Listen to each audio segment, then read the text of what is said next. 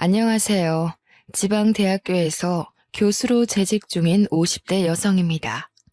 사람들이 말하길 결혼은 인생에서 가장 큰 축복이자 제일 큰 행사라고 하는데요.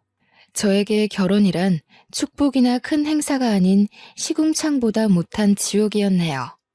살면서 가장 후회되는 선택을 꼽으라면 그건 아마도 결혼일 거예요. 그래서 결혼을 고민하는 후배나 졸업한 학생들이 있다면 이 말은 꼭 말해주곤 합니다. 나이가 쫓겨 어쩔 수 없이 선택하게 된 결혼은 하지 말라고요. 가장 사랑하는 사람과 함께해도 어려운 것이 결혼인데 확신을 갖지 못한 사람과 하는 결혼은 파국으로 치닫을 게 뻔하거든요. 저희 때만 하더라도 여자들은 많이 가르칠 필요 없이 고등학교만 졸업하면 시집을 보내자는 주의였어요. 주변에도 보면 고등학교를 졸업한 후 대학교를 진학하지 않고 바로 시집을 가는 것을 심심찮게 볼 수 있었죠. 그렇지만 저는 교수로 일하고 계시는 부모님 덕분에 무사히 대학교까지 마칠 수 있었네요. 부모님께서는 남자 여자 가릴 것 없이 사람은 배워야 성장한다며 공부하는 것을 정말 많이 강조하셨거든요. 그 덕분에 경제적 여유가 없다면 들어가지도 못할 사립대학교에 들어가서 많은 것을 배우고 경험할 수 있었는데요. 고등학교 때까지만 하더라도 통금 시간이 10시를 넘지 못할 정도로 엄하셨던 부모님께서는 대학교를 입학하자 성인이니 마음대로 하라며 통금 시간을 풀어주시더군요. 그래서 마음껏 대학교 시절을 즐길 수 있었네요. 그리고 대학교 2학년이 되던 해 남편을 만나게 되었습니다.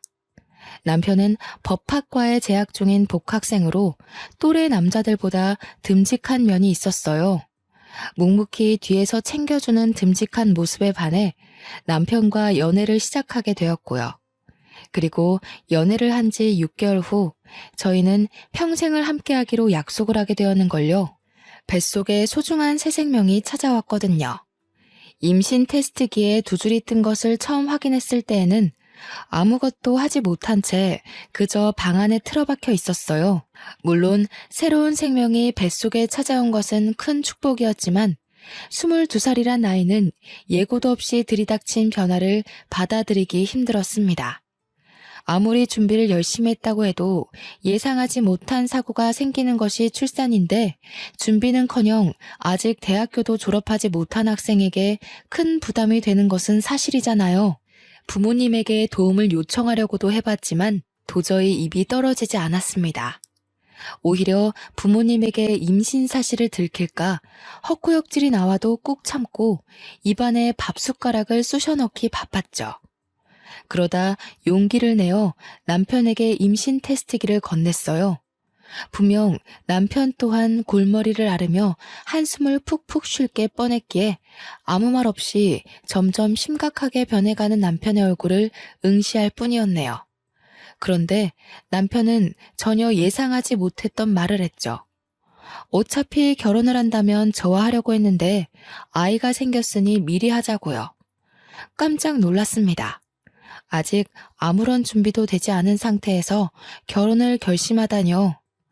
머릿속에는 가진 것이 하나도 없는 우리 세 식구가 어떻게 살아갈 수 있을까라며 계산을 했지만 마음만큼은 그 어느 때보다 따뜻했어요. 어린 나이에 책임져야 할 새 생명이 찾아왔다는 것에 대해 두렵고 놀랄만도 한 거잖아요.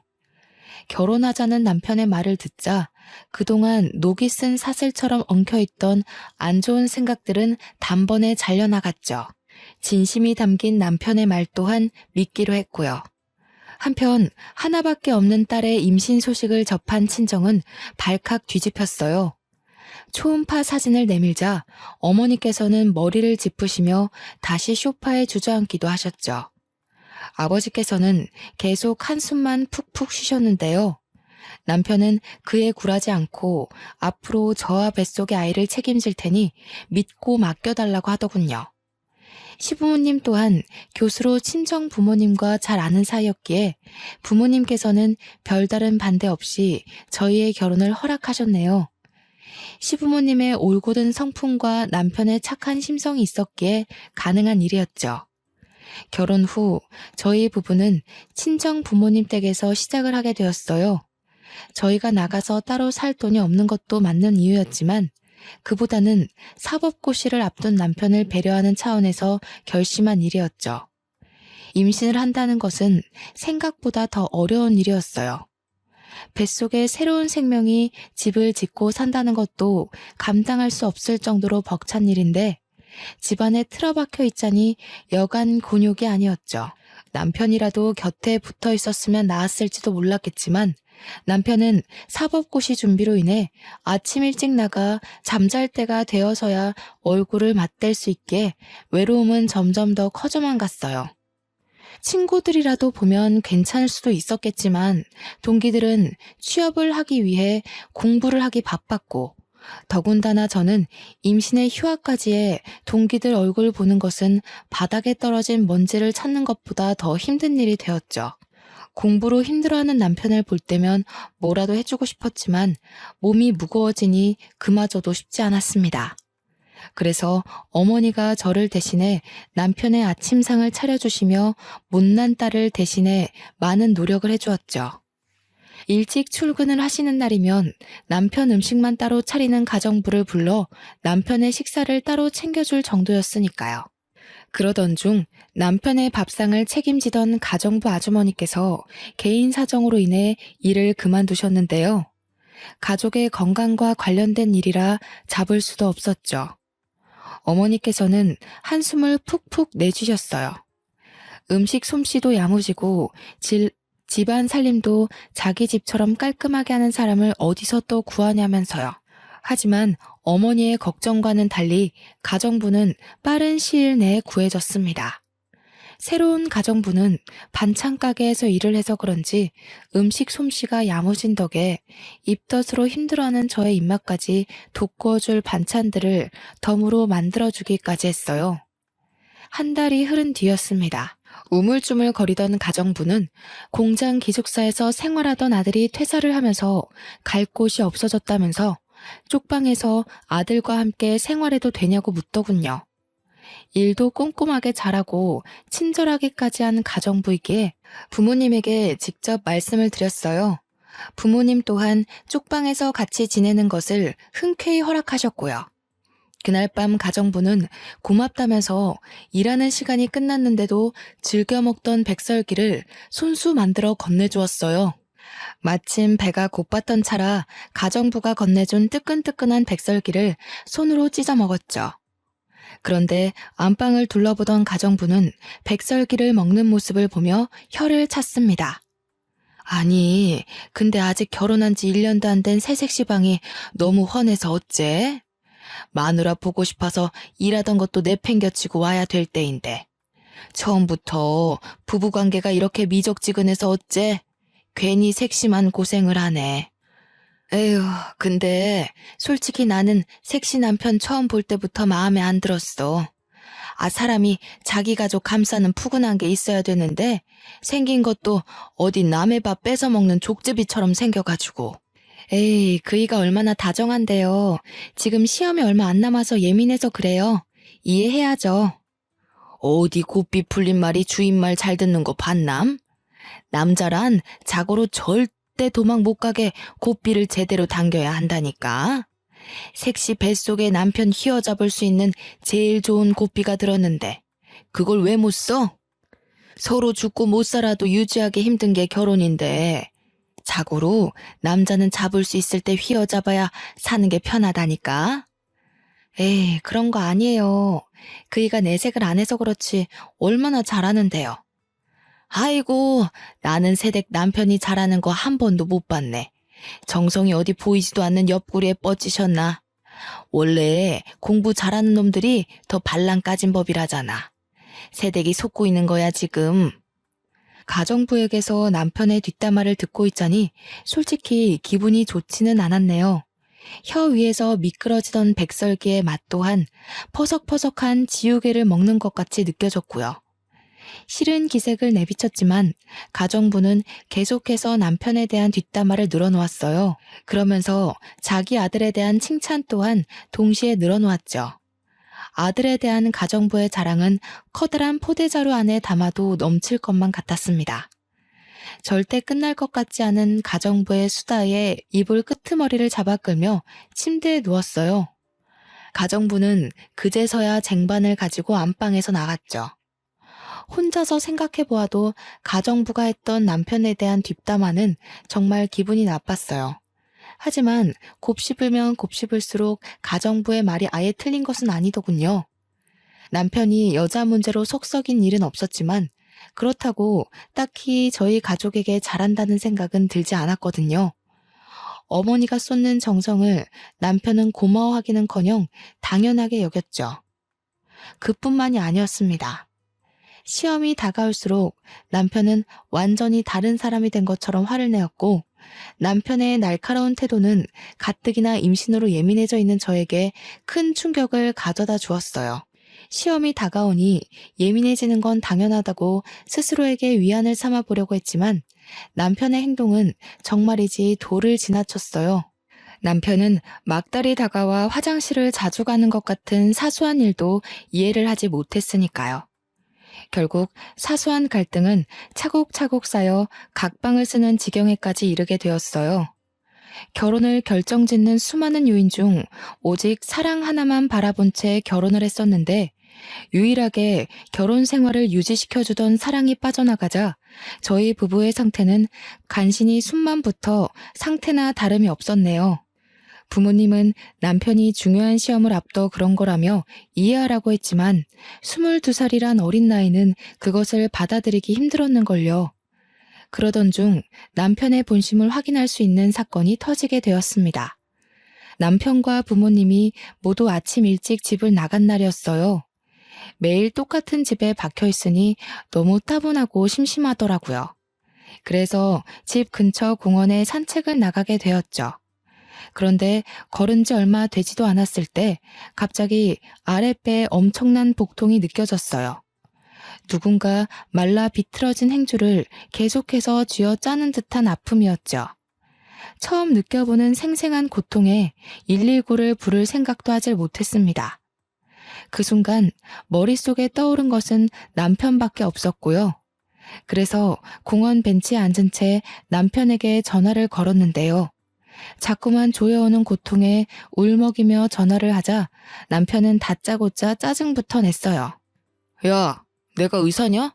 아프면 119에 전화를 해야지 왜 나한테 전화를 하고 난리야. 그러게 배가 남산만 하면 가만히 집에라도 박혀있던가. 뒤룩뒤룩 살찐 거 자랑하고 싶어서 밖에 나간 거냐?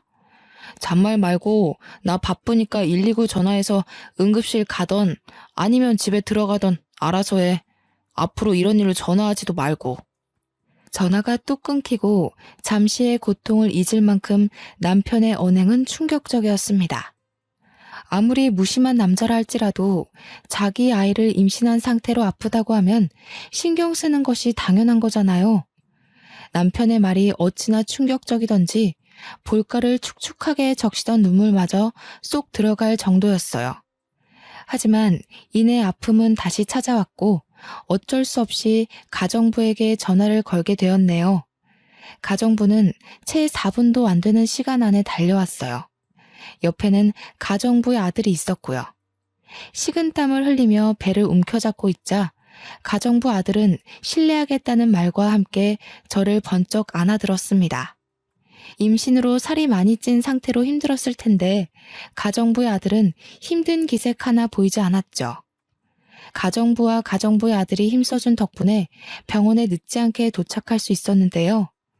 다행스럽게도 의사는 갑작스러운 움직임으로 배가 뭉쳐서 그런 것일 뿐 유산은 아니니 안심하라고 하더라고요. 그 말을 듣자 팽팽하게 당겨졌던 신경이 풀어지는 것을 느꼈어요. 옆에 있던 가정부 또한 덩달아 안도의 한숨을 내쉬었고요. 아이고 천하의 매정한 놈. 자기 새끼 가진 마누라를 이렇게 천대하나? 색시, 아무래도 이 결혼 잘못한 것 같아. 지금도 이렇게 천대를 하는데 나중에 색시가 나이 먹어서 아플 때도 제대로 들여다보기나 하겠어? 애 생각해서 참고 산다 생각하지 말고 이참에 이혼해버려. 평생 옆에 두고 속 끓일 바에는 깔끔하게 갈라서는 게 낫지. 가정부의 아들은 툭툭 가정부의 팔꿈치를 쳤습니다. 그만하라는 뜻이었죠. 무뚝뚝한 얼굴로 작은 것까지 세심하게 배려하는 남자를 보자 그동안 남편이 얼마나 무심했는지 다시 한번 깨닫게 되더군요. 택시에서 내린 후에도 가정부 아들은 계속해서 몸 상태를 걱정하며 자신의 등에 업히라고 했어요. 가정부 아들의 등은 참 넓고 따뜻했는데요. 가정부 아들에게 감사한 마음을 느끼는 한편 남편이 원망스럽기도 했네요. 결혼을 한다면 다른 남자가 아닌 남편이 업어줄 거라고 생각했거든요. 가정부에게 자초지종을 들은 부모님께서는 화들짝 놀라시며 평소보다 이른 시간에 퇴근을 하고 집에 돌아오셨어요. 집안에 있던 온 식구들은 한데 모여 몸 상태를 걱정해 주었습니다. 남편 한 사람만 빼고 말이에요. 남편은 자정이 넘는 늦은 시간이 되어서야 집에 들어왔는데요. 몸 상태를 걱정해주기는커녕 다짜고짜 아이가 태어나면 유전자 검사를 하자고 말하더군요. 황당했습니다. 갑자기 유전자 검사라뇨. 그래서 왜 그런 거냐고 되묻자 남편은 제 뱃속에 있는 아이가 자기 자식인지 의심스럽다고 했어요. 당신 그게 무슨 말이야? 당신이 애 아빠가 아니면 뱃속에 있는 애 아빠는 누군데? 그러니까 당당하면 검사해보자니까. 어려운 거 아니잖아. 그냥 확인 한 번만 시켜주면 되는 걸. 뭘 그렇게 화를 내? 유전자 검사에서 내 자식인 거 나오면 아무 문제 없잖아. 당신 그럼 설마 지금까지 나 의심하고 있었던 거야? 어떻게 그럴 수가 있어? 나한테 남자는 지금까지 당신 하나밖에 없다는 거 세상 사람들이 다 아는데 이제 와서 의심을 한다고? 봐봐. 지금도 찔리는 게 있으니까 아무 말 못하는 거잖아. 순진하게 생긴 얼굴에 속아서 내가 코를 깨었지. 내 다리 걸고 넘어지고 싶어서 일부러 다른 남자에 임신한 거일 수도 있지. 볼품없는 네 인생에 변호사 남편 만나는 게 쉬운 일은 아닐 테니까. 진짜 변호사 남편이 가지고 싶었으면 아직 사법고시도 못 치른 당신이랑 사귀는 게 아니라 죽이 되든 밥이 되든 변호사들이랑 맞선을 받겠지. 뱃속에 아기까지 책임지겠다고 큰 소리 뻥뻥 칠 때는 언제고 갑자기 이러는 이유가 도대체 뭔데? 갑자기 가장의 책임도 남편의 책임도 내던지는 남편의 태도가 참 궁금했습니다. 처음부터 막대 먹었으면 놀라지 않았겠지만 세상 제일 다정하던 남편이 갑자기 처음 보는 사람인데도 더 냉랭하게 굴다뇨. 말이 안 되잖아요. 그래서 꼭 이유를 알아야 했죠. 교수 집안이라고 해서 떨어질 떡이라도 떨어질 줄 알았는데 이건 뭐 떡이 아니라 떡 부스러기도 안 떨어지니. 변호사만 되면 어떻게든 변호사 사이 모셔가겠다고 내놓으라는 재벌집에서 선짜리 들어올 텐데 너무 억울해서. 나도 너네 집이 개털 날리는 집인 줄 알았으면 장가 안 왔지. 그동안 진심이라고 생각했던 남편의 태도는 모두 돈을 노리고 만들어진 가짜였던 것이죠. 길 가다 맨홀 구멍 아래로 떨어진다 해도 남편에게 받은 충격보다는 덜할 것 같았어요. 지금까지 인생의 동반자라고 믿어 의심치 않았던 남편의 실체가 사람을 돈만 보고 판단하다뇨. 시커먼 남편의 실체를 알게 된 후 부부관계는 회복할 수 없을 정도로 나빠졌는데요. 고작 5개월이란 시간 동안 죽고 못 살았던 남편과 죽이고 싶을 정도의 앙숙이 되다니 결혼이라는 것이 참 우스웠네요. 사기꾼인 줄도 모르고 남편에게 홀려 임신까지 한 스스로가 너무 한심하게 느껴졌어요. 죽을 줄 모르고 불길에 뛰어드는 나방과 별반 다를 게 없었으니까요. 부부의 관계가 틀어진 것과 별개로 시간은 잘만 흘러갔고 남편은 공들여 준비한 사법고시에 보기 좋게 떨어졌습니다. 남편은 이것 또한 저의 탓으로 돌렸어요. 제가 재수가 없어서 떨어진 거라면서요. 결국 배려라고는 눈 씻고 찾아볼 수 없는 남편에게 이혼을 신청하게 되었습니다. 남편 또한 저 같은 여자와 더 이상 살 수 없다며 이혼을 흔쾌히 받아들였고요. 이혼 후 아무것도 먹지 못할 만큼 힘든 시간을 보냈어요. 하지만 힘든 몸과는 다르게 뱃속에 있는 아이는 무척무척 자라만 갔죠. 아이는 쌀이 눈이 쏟아지는 추운 겨울 세상에 나오게 되었죠. 부모님은 고생했다면서 손수 끓인 미역국을 떠먹여 주셨는데요. 함께 해주는 부모님을 보면 감사하다가도 태어난 아이들 사진을 보며 기뻐하는 다른 남편들을 볼 때면 눈물이 핑 돌았네요. 이혼한 저는 절대로 느낄 수 없는 기쁨인 거잖아요. 부모님께서 출근을 하시는 날이면 부모님을 대신해 가정부가 수발을 들어주었어요. 그리고 가정부 올 때면 함께 따라오던 남자는 퇴원일이 되자 품에 꽃다발을 안겨주었습니다. 건강하게 아이를 낳은 것을 축하한다면서요. 전 남편에게는 받지도 못했던 꽃다발을 받자 눈물이 핑 돌더군요. 울적했던 기분 또한 나아지는 것 같았고요. 그 후에도 가정부 아들은 자신이 자처해 같이 병원을 가는 등 비어있는 남편의 역할을 대신해 주었어요. 알뜰살뜰하게 저희 모자를 챙겨주는 가정부 아들 덕분에 닫혀있던 마음을 조금씩 열게 되었죠. 그 따뜻한 마음에 힘입어 다시 복학을 하게 된 것이고요. 육아와 학업을 병행하는 것은 정말 힘든 일이었어요. 하지만 그럼에도 아들에게 부끄럽지 않은 엄마가 되기 위해 이악 물고 버티게 되었죠. 고개도 가누지 못했던 아들이 돌이 지나자 부모님께서는 슬슬 재혼 이야기를 꺼내셨는데요. 아직 이혼에 대한 아픔이 채 가시기도 전에 재혼 이야기가 나와 껄끄럽기는 했지만 부모님이 얼마나 걱정하시는지 알기에 어쩔 수 없이 선자리에 나가게 되었습니다. 맞선에 나온 남자들은 적게는 5살에서 많게는 10살까지 차이 나는 이혼남 뿐이었어요. 남자들은 이혼녀라는 이유만으로 무례하게 구는 구석이 있었는데요. 그럴 때마다 항상 따뜻하게 배려해주던 가정부 아들이 생각났습니다. 가정부의 아들이라면 색안경을 끼고 무례하게 구는 남자들과 다르게 좋은 남편이자 좋은 아빠가 되어줄 것 같았거든요. 하지만 가정부 아들에 대한 마음을 쉽게 드러내지는 못했어요. 아직 젊고 창창한 사람에게 괜히 짐을 지어주기 싫었는걸요. 혼자서 끙끙 앓고 있을 때 기적 같은 일이 일어났습니다. 가정부 아들이 먼저 마음을 고백해준 것이었어요. 가정부 아들은 많이 부족한 것은 알지만 좋은 아빠, 좋은 남편이 될 테니 자신에게 한 번만 기회를 달라고 하더군요. 다른 건 볼 필요도 없었어요. 그 진실된 마음 하나면 좋겠거든요. 가정부 아들은 밤낮이 뒤죽박죽인 교대 근무를 해 몸이 고단할 텐데도 항상 피곤한 기색 없이 잘해주려 노력을 했습니다. 아들에게도 다정하게 대해주었고요. 그래서 대학원에 진학했을 때 부모님께 가정부 아들과 재혼을 하겠다고 밝히게 되었네요. 부모님과 가정부의 반응은 불과 물처럼 극명하게 나뉘었어요.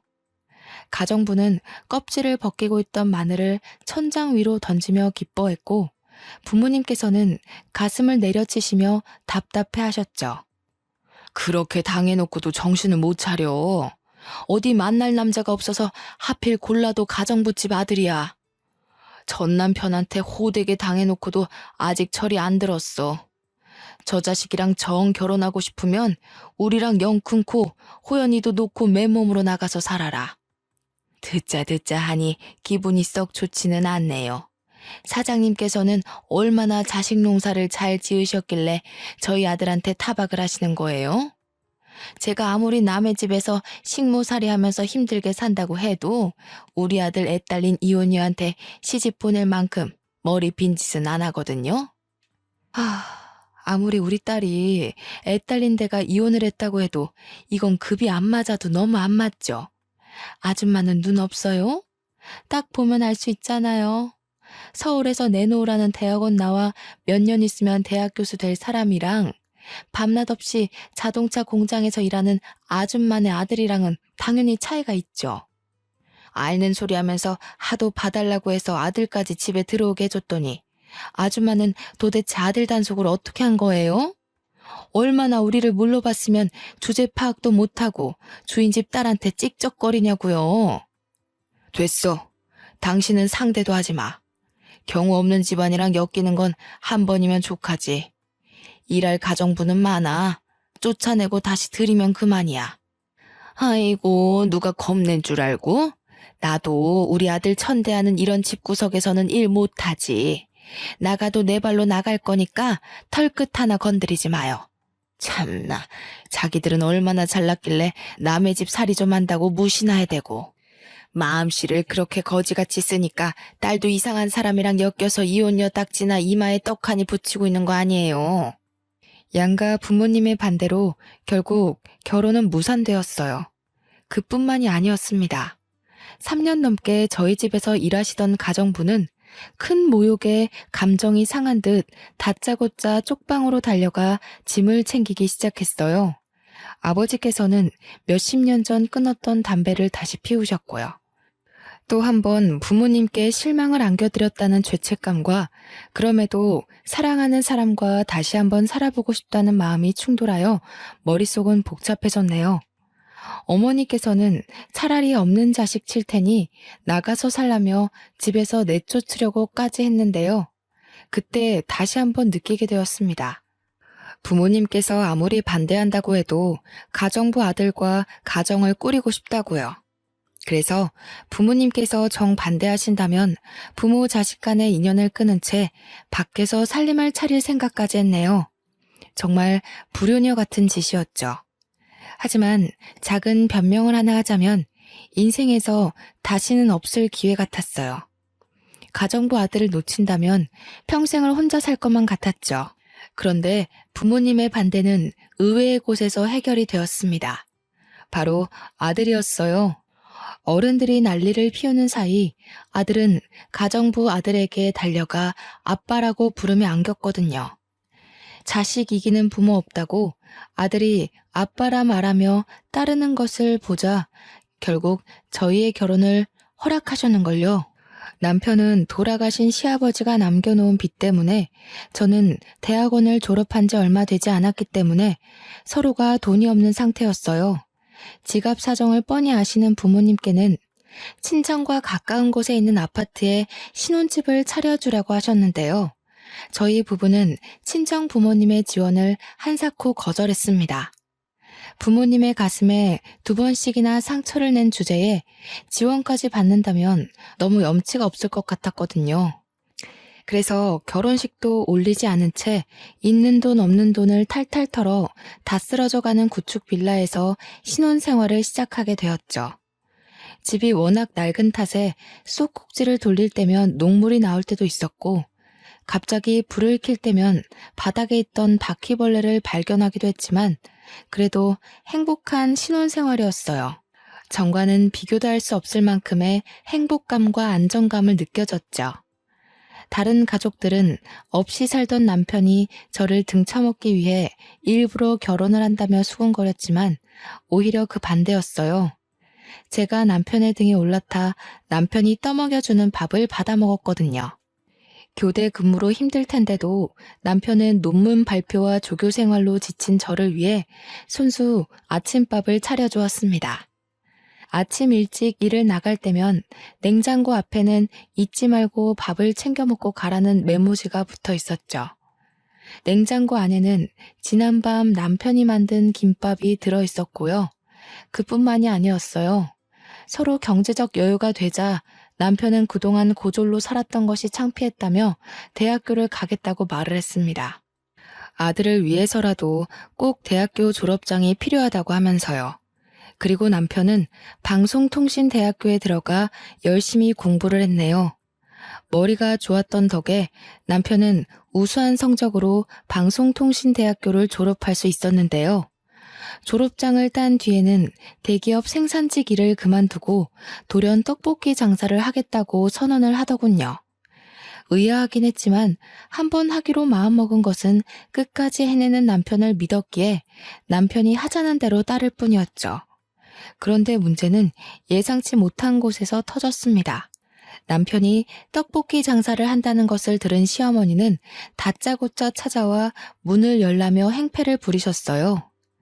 잘 다니던 대기업까지 때려치고 장사를 한다길래 나는 드디어 너가 이혼녀 딱지 떼게 해준 우리 아들한테 근사한 사업체 하나 차려줘서 보답하겠구나 생각했다.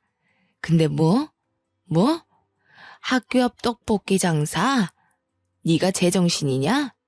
어디 귀한 남의 아들한테 떡볶이 장사를 시켜?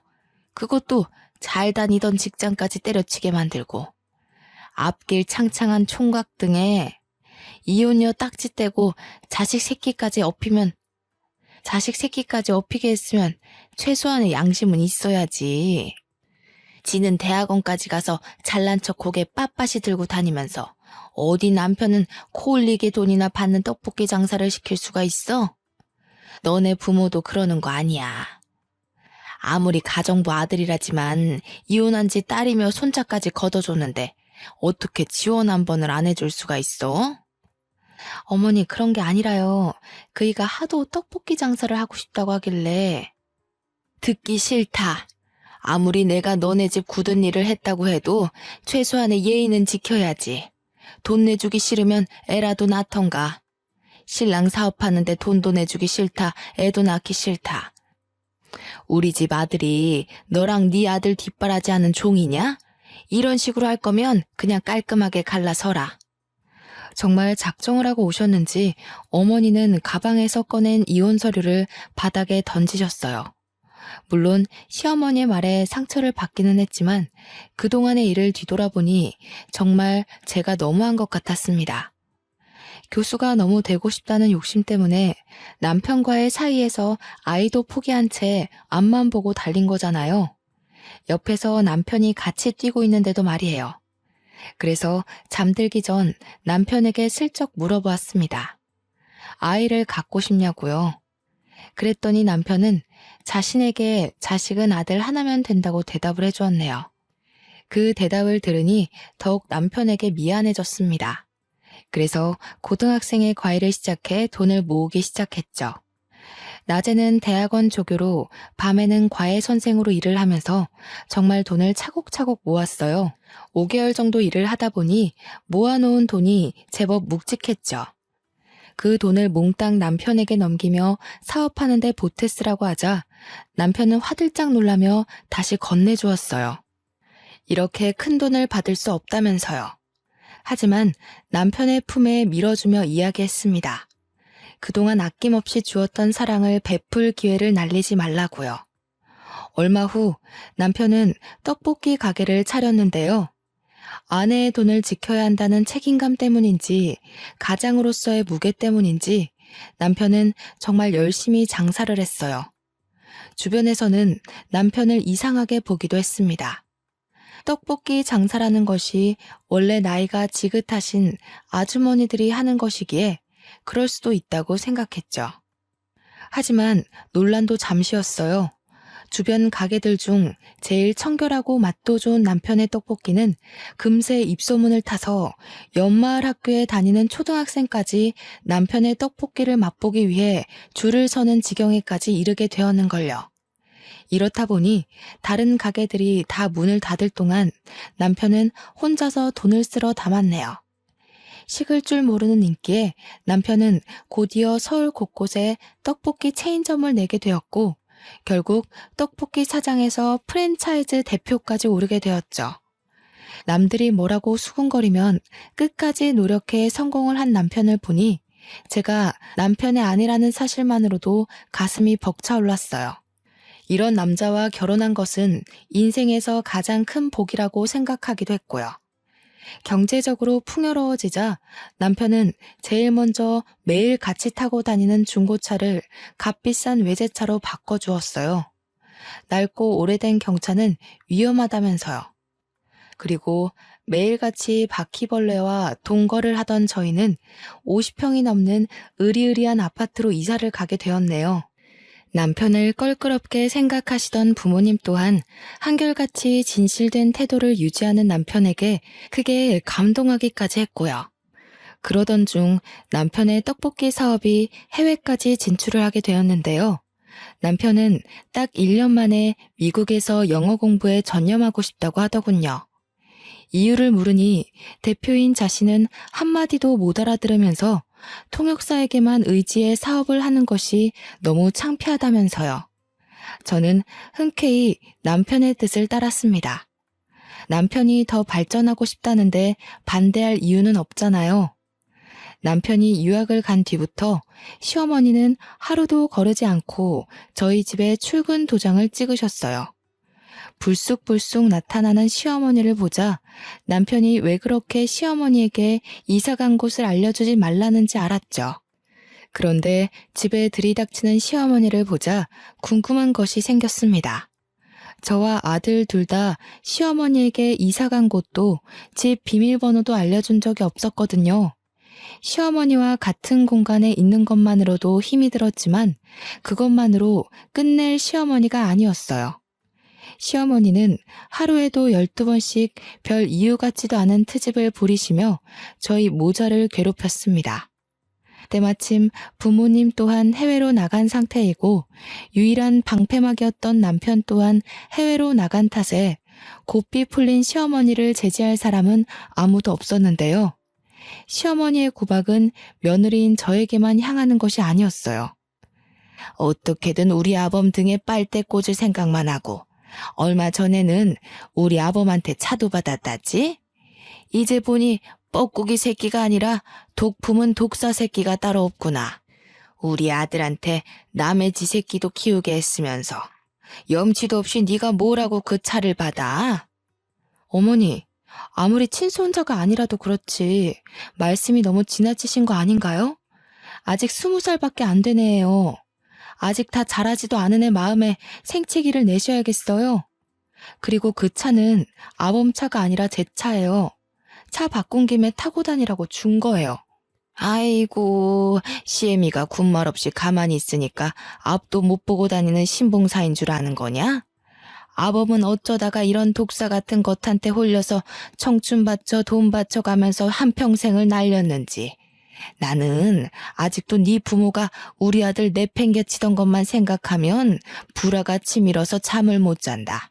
근데 정작 장본인은 우리 아범이 벌어다 준 돈으로 호의호식하면서 시엠이 몰래 금태두른 둥지로 이사를 가?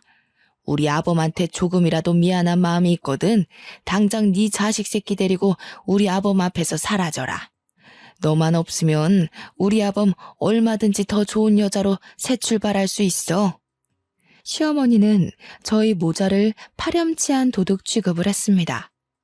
시어머니는 남편이 애초에 누구 때문에 아까운 청춘을 날렸는지 모르는 눈치였어요. 그래서 지금까지 속으로만 생각하던 말을 쏘아붙인 거고요. 어머니, 말씀은 바로 하셔야죠. 애초에 그이가 좋은 청춘 다 날려가며 대학교 문턱에도 못 가고 잠 못 자가면서 공장에서 일하던 게 누구 때문인데요. 다 어머니가 이 남자 저 남자 만나면서 그이 돈 까먹어서 그런 거잖아요. 아버님이 남긴 집도 두 번째로 결혼한 남자 도박빚 갚아준다고 홀랑 날려먹으셨다면서요. 어머님, 한 번이라도 그이 마음 생각해 보셨어요? 친부 돌아가시고 장례식도 끝나기 전에 다른 남자랑 놀아난 것도 모자라 유일한 유품 같은 집까지 날라갔을 때 그이가 얼마나 참담했을지 생각이나 해보셨냐고요. 이게 아무리 사람이 화가 난다고 해도 할 말이 있고 못할 말이 있는 거다. 어디 못 배워먹은 천한 기집애처럼 수십 년도 더 된 과거를 들먹여? 너 지금 시엠이 약 좀 잡았다고 그걸로 협박이라도 할 셈이냐? 어디 해봐라. 내가 눈 하나 깜빡 하나. 얼굴에 구멍 하나 났다고 어딜 함부로 떠들어? 내가 그 구멍 다시는 허튼 소리 못하게 확 꿰매주랴? 제 입이 구멍이면 어머니 입도 구멍이겠네요. 며느리 앞에서 할 말 못할 말 구별도 못하고 생각나는 대로 내키는 대로 아무 말이나 함부로 하시니까요. 다른 사람들 다 멀쩡한 총각 인생 망쳐놓은 애 딸린 유부녀라고 손가락질해도 되지만 어머님은 그러시면 안 되죠. 하나밖에 없는 아들, 좋은 시절 젊은 시절 다 날려버리게 만든 사람이 누군데요. 어머님이잖아요. 옛날 생각해서 어머님이랑 어떻게든 잘 지내보려고 노력했지만 이제는 안 그럴 거예요. 하나밖에 없는 소중한 자식 마음 다치게 하면서까지 어머님한테 머리 숙이고 싶지 않으니까요. 걱정이 밀려올 줄 알았지만 그동안 쌓아왔던 모든 것을 털어내서인지 편안하기만 했습니다. 시어머니께서도 이런 성난 모습에 적지 않게 당황하는 것 같았지만 이제 다시는 저와 우리 아들을 함부로 대하지 않겠다는 것에 안심이 되었고요. 시어머니는 곧이어 남편이 올 때까지 한 발자국도 못 움직인다고 했어요. 그래서 바로 남편에게 연락을 남겼죠. 미국은 이미 늦은 시간일 것이 분명한데도 시어머니와 관련된 일 때문인지 바로 연락이 오더군요. 남편에게 연락이 닿자마자 시어머니는 서럽다는 듯이 엉엉 울며 없는 말까지 덧붙여 남편에게 일러 바쳤습니다. 효자 아들이던 남편이 이번에도 자신의 편을 들어줄 거라고 생각하셨던 거죠. 하지만 남편은 단호했는걸요. 가르쳐주지도 않은 집에 쳐들어가 행패를 부른 것은 시어머니라면서 다시는 저 아들을 괴롭히지 말라고 경고를 날렸거든요. 처음 있는 남편의 단호한 태도에 시어머니는 몹시 놀란 눈치였어요. 남편의 말이 효과가 있었는지 그 후로는 시어머니의 간섭 없는 편안한 나날들을 보내게 되었네요. 남편이 없는 생활은 단순했답니다. 수업이 있는 날은 대학교로 가 강의를 하고 강의가 없는 날에는 밀린 집안일을 하고 논문을 쓰면서 하루하루를 보냈죠. 아무런 문제 없는 평온한 날이 이어지다 보니 비어있는 남편의 옆자리가 참 그립더군요. 아직 1년이 채 안 되었지만 보고 싶으니 빨리 한국으로 돌아오라고 어리광을 부리고 싶을 정도로요. 하지만 그랬다가는 남편이 다시 한국에 돌아올 것을 알기에 혼자서만 꾹 참으며 보고 싶은 마음을 감춰왔네요. 그러던 중 뜻밖에도 시어머니에게서 먼저 연락이 왔습니다. 큰 싸움이 있고 2달 만의 만남이었어요. 집 근처 카페로 가자 시어머니께서는 다짜고짜 이혼 협의서를 내미셨죠. 깜짝 놀라며 이혼 협의서와 시어머니를 번갈아 가면서 보았는데요. 시어머니는 사인부터 하라는 양 서명란을 툭툭 가리키셨어요. 불려우 같은 것이 우리 아들을 어떻게 홀렸는지는 모르겠지만 그만하고 이혼해라. 이 정도 뽑아먹었으면 됐지 뭘 더 바래? 그건 결혼 당사자들끼리 선택할 문제지 어머니가 나서서 재촉하실 일이 아닌 것 같아요. 저희 부부 어머님 뜻대로 이혼할 일 없으니 이건 그냥 쓰레기통에 버리세요. 가방을 챙기는데 시어머니께서는 사진 한 장을 내시셨어요. 깜짝 놀랄 수밖에 없었습니다. 사진 속에는 딸뻘 정도 되어 보이는 젊은 여자와 남편이 와락 안고 있는 모습이 찍혀 있었거든요. 사진을 내민 시어머니께서는 뭐가 그리 기세가 등등한지 팔짱까지 끼며 이혼 서류에 도장을 찍으라는 듯 눈짓을 하시더라고요. 우리 아들 마음 떠난 지 오래인 것 같은데 이래도 이혼을 안 할 셈이냐? 괜히 어줍잖은 행동으로 쉰내 풍기지 말고 빨리 이혼해라. 아범도 아범이지만 마음 떠난 남자 껍데기 붙잡고 살아서 뭐 좋을 게 있겠니? 똑똑한 머리로 잘 생각할 거라 믿는다. 눈앞에 펼쳐진 사실을 믿을 수가 없었어요. 일평생 저만을 바라보던 남편이 갑자기 바람이라뇨. 이 순간 제일 미운 것은 제 자신이었습니다. 아닐 거라고 정말 굳건하게 믿고 있기는 했지만 마음 한구석에는 늙고 다른 남자 애까지 딸린 여자보다는 젊고 예쁜 여자가 좋을 수도 있겠다고 생각했거든요. 그래서 남편에게 직접 전화를 하기로 했어요. 당사자한테 물어보는 게 제일 빠르잖아요. 점점 급해지는 마음과는 다르게 남편은 자꾸만 전화를 받지 않았어요. 남편의 연락 두절에 마음은 점점 불안해지기 시작했죠. 그러던 중 모르는 번호로 전화가 왔는데요. 당연히 남편일 거라고 생각을 하고 전화를 받았습니다. 하지만 전화의 주인은 남편이 아닌 남편의 내연녀이더라고요. 내연녀는 남편이 자신과 새 출발을 할 수 있게 이혼하라고 협박조로 말을 했죠. 만약 남편이 진짜 바람을 피워 상간녀와 만나게 된다면 흥분에 날뛸 거라고 생각했는데 실상은 그게 아니었어요. 화조차 나질 않았네요. 힘들 때 옆을 지켜주던 남편의 바람은 용서할 수 있었지만 잘 살고 있는 남의 가정을 파탄낸 것도 모자라 새까맣게 타버린 속을 벅벅 긁는 상간녀를 도저히 참을 수 없었어요. 어떻게 해서든 상간녀에게 복수를 하기로 마음먹은 머리는 그 어느 때보다 냉정하게 돌아갔고요. 그래서 제일 유명하다는 이혼 전문 변호사를 찾아갔죠. 그런데 이혼 변호사를 만나는 순간 벼락이 떨어지는 충격이 온 몸을 덮쳐왔네요. 변호사는 바로 전 남편이었거든요. 수준 떨어지는 놈 만나서 지 딸뻘 되는 애랑 기싸움하는 당신이나 마누라 내비두고 바람피는 놈이나 아주 환상의 부부네.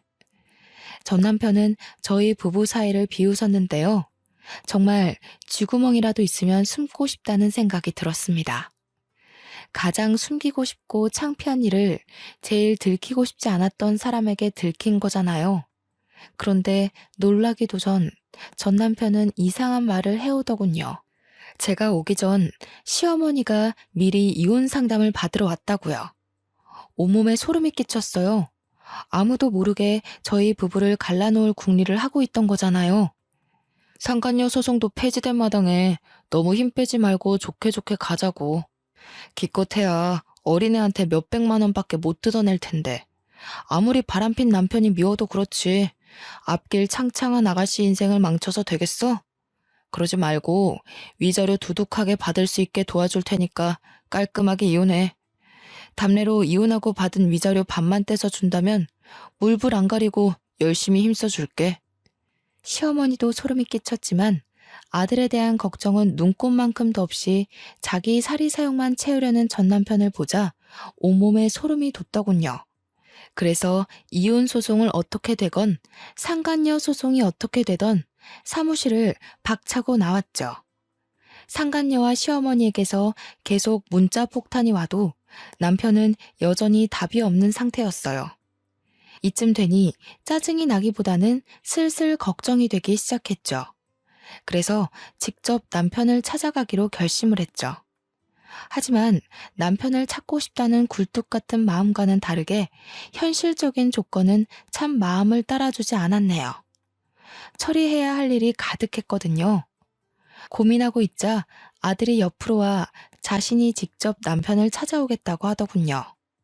자기가 먼저 나서는 아들을 보자 걱정이 되기도 했지만 한편으로는 고맙기도 했네요. 그래서 아들을 믿어보기로 결심했어요. 아들을 공항에 데려다주는 순간에는 걱정이 몰려오기도 했습니다.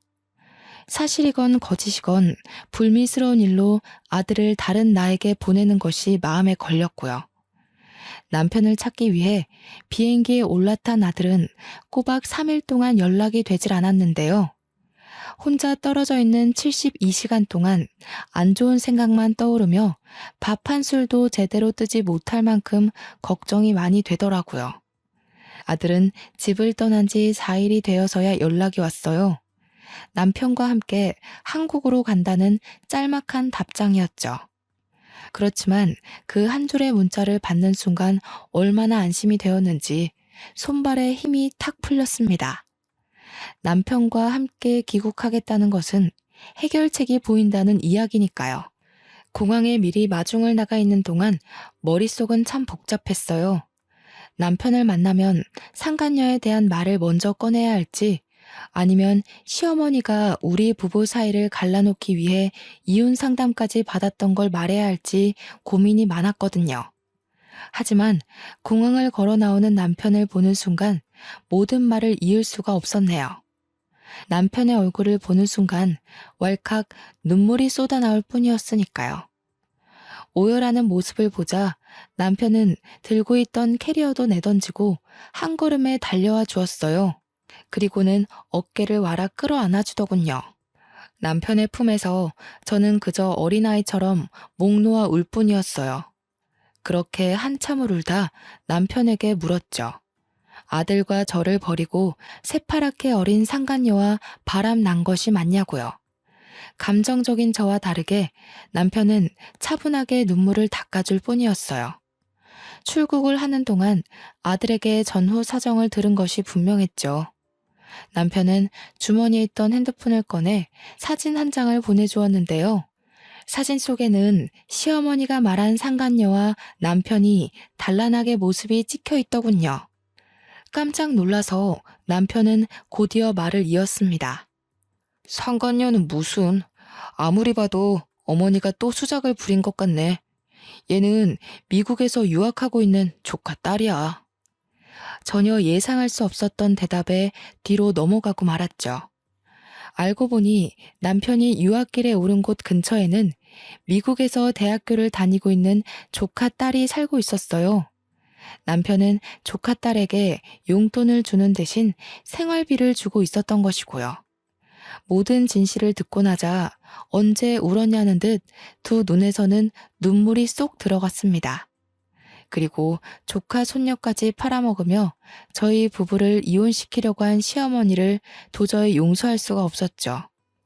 아무리 이혼녀 딱지가 붙은 며느리가 싫다고 해도 가까운 가족까지 건드리다뇨. 최소한의 예의를 아는 사람이라면 절대 하지 않을 행동인 거잖아요. 어두운 낯빛을 눈치챘는지 남편은 이 모든 일은 자신이 책임질 테니 아무 걱정하지 말라고 말했습니다. 그 말을 들으니 참 안심이 되더라고요. 그동안 왜 걱정했을까 의문을 가질 정도로 복잡하던 머릿속은 청소기를 돌린 것처럼 깨끗해졌죠. 남편이 한국에 들어온 후 시어머니에게서는 전화가 걸려왔어요. 받을까 말까 고민을 했지만 그래도 저희 부부를 이혼시키려던 진짜 이유를 알고 싶어 전화를 받기로 했습니다. 못된 것.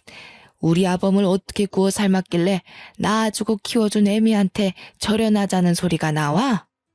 먼저 자작극 벌이면서 잘 살고 있는 저희 부부 이혼시키려고 한 건 어머니시잖아요. 절연하고 사는 것도 어머니가 선택한 일이니 저한테 이러셔도 해드릴 수 있는 게 없어요. 오냐, 이제 보니 네 전남편이랑 너도 모두 한패였던 게구나. 내가 가만히 있을 것 같으냐? 당장 우리 아범한테 네가 전부하고 바람이 났다고 말을 해줘야지. 네? 그게 무슨 말씀이세요? 시침이 떼지 마라. 너야말로 시엠이 사다리도 없는 구렁텅이에 빠뜨리려고 전부랑 같이 작당 모의한 게 아니냐. 아이고, 돈에 눈 먼 놈인 줄 알았더니 꼬레지도 전 남편이라고 저 몹쓸 것 편을 들었던 게지. 알아들을 수 없는 말 투성이었어요. 이미 인연이 끝난 지 수십 년도 더 된 전 남편 이야기를 꺼내다녀. 그래서 당장 전 남편이 다니는 로펌으로 찾아가 바른 대로 말하라고 난리를 피웠죠. 그랬더니 망연자실에 있던 전 남편은 그제야 숨겨져 있던 진실을 실토하더군요. 사건의 발단은 시어머니가 전 남편을 찾아오면서부터였어요. 시어머니는 전 남편에게 거액의 돈을 쥐어주며 저희 부부를 이혼시킬 계략을 세웠던 것이죠. 이혼시키는 것을 성공할 시 남편 앞으로 되어 있는 땅을 준다고도 했고요. 시어머니는 주변에서 저를 제일 잘 알고 있는 사람 중 자신의 편으로 끌어들일 수 있는 사람은 전 남편밖에 없다고 생각을 한 것 같았죠. 모든 내막을 알게 된 순간 모든 인맥을 동원하여 전 남편에게 벌을 줄까 생각하기도 했어요. 같은 학교에서 유명한 사내 커플이었기에 쓰레기라고 소문을 내는 것쯤은 일도 아니었거든요. 그렇지만 전 남편은 제가 손을 쓰지 않아도 이미 업계에서 파렴치한 짓을 저지른 변호사로 낙인이 찍혀 있더군요. 이후 전 남편은 아무리 몹쓸 놈이어도 자신이 아들의 친부이니 구해달라며 몇 번씩 전화가 왔는데요. 모든 전화를 깔끔하게 무시했네요. 현재도 앞으로도 아들에게 아버지는 현재의 남편 한 명밖에 없으니까요. 이혼 자작극을 벌인 시어머니는 남편이 다달이 지급하던 생활비까지 끊자 그제서야 상황의 심각성을 알게 된 것 같았어요. 하지만 이미 때는 많이 늦은 상태였죠. 그 후 시어머니는 몇 번이나 찾아와 사과를 했는데요. 남편은 단호했어요. 기본적인 생활을 할 수 있을 만큼의 생활비와 자식된 도리만 할 뿐이었거든요. 시어머니는 이전과 같은 사치스러운 생활을 할 수 없다는 것에 큰 절망을 느끼는 것 같았어요. 그렇지만 제가 할 수 있는 것은 없었네요. 모든 것은 자신이 선택한 길이었으니까요. 모든 것을 해결한 후 저희 부부는 각자의 위치에서 열심히 살려고 노력 중이에요. 남편은 잠도 줄여가며 일할 만큼 바쁘게 지내는 와중에도 결혼 기념일을 잊지 않고 꽃다발을 선물해 주었는데요. 힘들 때나 기쁠 때나 한결같이 사랑을 주는 남편이 옆에 있는 것이 얼마나 기쁜지 표현할 방법이 없네요. 아무리 가장 사랑하던 사람이라고 해도 한평생 살다 보면 지겨워지기 마련이라고 하는데요. 저는 다음 생에도 어렵게 돌아가지 않고 처음부터 남편을 만나 도란도란하게 살아가고 싶습니다. 제 인생의 가장 큰 축복은 남편을 만난 것이니까요. 지금까지 제 사연 들어주셔서 감사합니다. 여러분도 좋은 인연 만나서 행복하시길 바랄게요.